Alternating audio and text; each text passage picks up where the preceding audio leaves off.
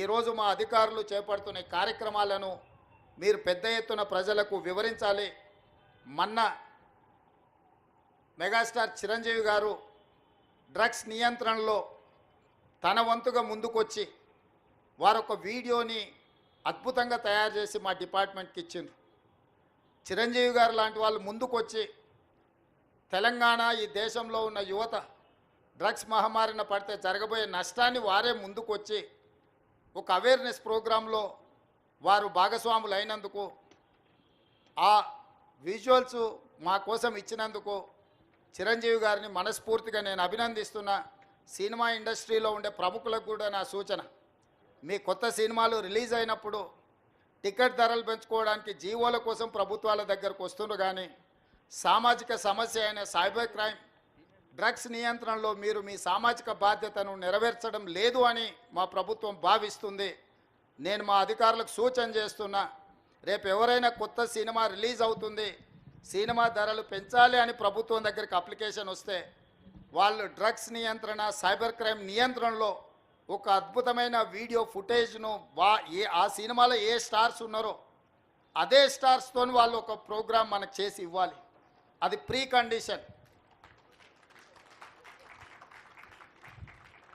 నేను స్పష్టంగా మా అధికారులకు ఆదేశిస్తున్నాను, ఎంత పెద్దవాళ్ళు ఎవరు వచ్చి మనల్ని రిక్వెస్ట్ చేసినా వాళ్ళు సైబర్ క్రైమ్కు సంబంధించి డ్రగ్స్ నియంత్రణకు సంబంధించి ఆ సినిమాలో నటించిన తారాగణం, ఆ సినిమా ప్రొడ్యూసర్స్ 1.5-2 minutes నిడివిగల ఈ సమాజాన్ని పట్టి పీడిస్తున్న వీటికి వ్యతిరేకంగా వాళ్ళు మనకు వీడియో విజువల్స్ తీసుకొచ్చి ఇస్తేనే వాళ్ళకి ఏమైనా వెసులుబాటు సౌలభ్యాలు ఇవ్వాలి.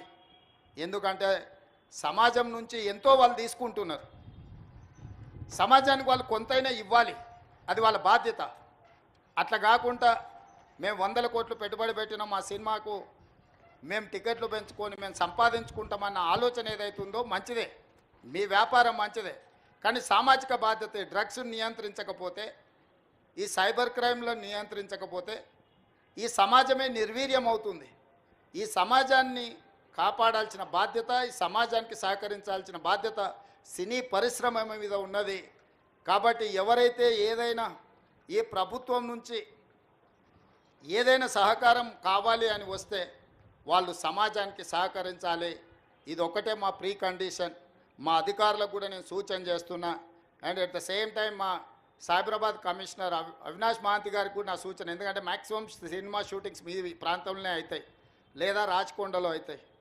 వాళ్ళు సినిమా షూటింగ్లకు పర్మిషన్కి వచ్చినప్పుడు మీరు ఈ రిక్వెస్ట్ను వాళ్ళ ముందు పెట్టండి.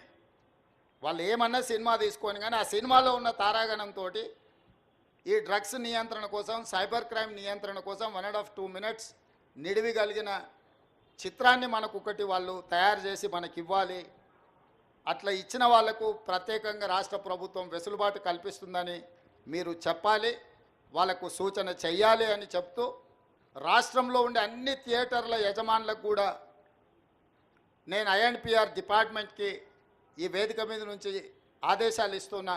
ప్రతి సినిమా థియేటర్లో తప్పకుండా సినిమా ప్రారంభానికంటే ముందు సైబర్ క్రైమ్కు సంబంధించి, డ్రగ్స్ నియంత్రణకు సంబంధించి న్యూస్ రీల్ల రూపంలో ఉచితంగా మీరు ప్రదర్శించాల్సిందే.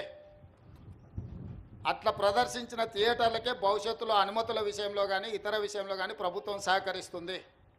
నేను చిన్నగా ఉన్నప్పుడు ఎప్పుడు సినిమా థియేటర్కి వెళ్ళినా ప్రధానమంత్రులు, ముఖ్యమంత్రుల విదేశీ పర్యటనలు లేకపోతే తీసుకున్న గొప్ప కార్యక్రమాలకు సంబంధించిన వాటిని చూపించేది.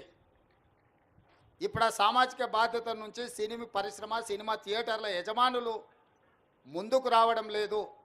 వాళ్ళందరితో కూడా మీరు ఒక సమావేశాన్ని ఏర్పాటు చేసి INPR department, police department, fire safety department మీరు అందరు కలిసి థియేటర్ల యజమానులను, సినీ పరిశ్రమకు సంబంధించిన ప్రముఖులను పిలిపించి ఒక ప్రోగ్రాం ఏర్పాటు చేసి వాళ్ళతో చర్చించి మన ప్రభుత్వం యొక్క ప్రతిపాదనను వాళ్ళకి వివరించి తర్వాత వాళ్ళతో నాకు ఒక సమావేశాన్ని ఏర్పాటు చేయండి.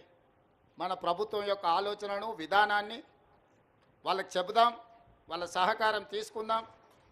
వాళ్ళతో పాటు మా మీడియా మిత్రులకు కూడా మీరు కూడా అప్పుడప్పుడు మీ టీవీలల్లో, మీ పేపర్లల్లో